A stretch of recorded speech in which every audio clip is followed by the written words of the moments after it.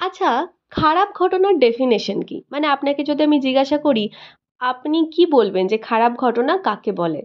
আমরা মাঝে মাঝেই বলে থাকি, এটা একদম ঠিক হয়নি আমার জীবনে ঘটার। এটা কথাই ছিল না ঘটার। আমার জীবনে এটা খুব খারাপ হয়েছে। কেন বলি?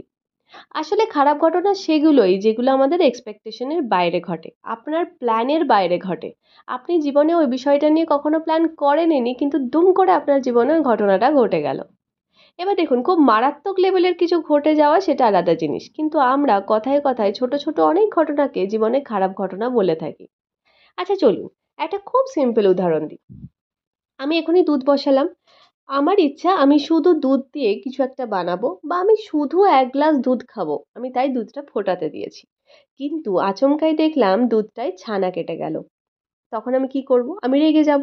আমি বলব আমি যে দোকানদারের থেকে দুধটা কিনেছিলাম সে আমায় ঠকিয়ে দিয়েছে। বা আমি বলব এখন আমি কি করব? আমি তো ভেবেছিলাম অন্য কিছু বানাবো, বাট হয়ে গেল ছানা। এখন আমার কি করার আছে? দেখুন, এগুলো সবই জাস্টিফায়েড। আপনার রাগটাও জাস্টিফায়েড। কিন্তু আপনি যে এই এতক্ষণ এত কিছু চিন্তা ভাবনা করে যে টাইমটা নষ্ট করলেন, এতে কি আপনার ছানা থেকে আবার দুধে রিভার্স হয়ে যাবে? নাকি দোকানদার আপনার মনের অনুভূতি শুনতে পেয়ে দৌড়ে এসে আরো দুটো দুধ আপনাকে দিয়ে যাবে? হুম, এইগুলোর কোনো কিছুই হবে না। তার চেয়ে বরং সবথেকে স্মার্ট ডিসিশন হবে যে যেটা হয়ে গেছে হয়ে গেছে। কিন্তু যেটা এখন আপনি প্রেজেন্টে দেখতে পাচ্ছেন সেটা নিয়ে ভালো কিছু করার। ধরুন ছানাটা যে কেটে গেছে, ছানাটাকে আপনি যদি একটু মডিফাই করে ছানার কোপ্তা বানিয়ে নেন, বা ছানাটা দিয়ে সন্দেশ বানিয়ে ফেলেন, আর সেটা যদি একটা দুর্দান্ত রেসিপি বেরিয়ে আসে, তো দেখবেন আপনি ভুলেই যাবেন যে আপনার দুধ থেকে ছানাটা কেটেছিল। মানে এটা নিয়ে আপনার কোনো রকম রিগ্রেট থাকবে না। তাই জীবনে কখনো রিগ্রেট রাখবে না। জীবনে কিন্তু আপনার প্ল্যান প্রোগ্রামের বাইরের জিনিসপত্রই বেশি ঘটবে, মানে আপনার এক্সপেকটেশনের বাইরের ঘটনাই বেশি ঘটবে। আপনি নিজেও জানেন না কালকে আপনার সাথে কি ঘটবে, তাই নিজেকে প্রিপেয়ার রাখুন। ও মা, বেশি বলে ফেলছি। আসলে কি বলবো বলুন তো, অনেকদিন ব্লগ দেইনি তো, স্বভাব মানুষের যা, এত বকবক করতে ভালোবাসি।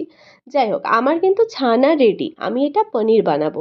পোপোকে আজকে একটু ভাবছি ফ্রায়েড রাইস আর চিলি পনির বানিয়ে দেবো। দেখুন, চিলি পনির মানে আমরা যেভাবে বড়রা খাই এমনটা নয়, ওকে টমেটো পিউরি বানিয়ে একদম আলাদা করে ভেজিটেবলস দিয়ে বানাবো। সবসময় বাচ্চাদের একরকম খেতে তো ভালো লাগে না, একটু অন্যরকম খেলে ওর ভালো লাগবে। ওকে স্কুল থেকে নিয়ে চলে এসেছি। আমি ফ্রায়েড রাইসটা বানিয়ে রেখেছিলাম।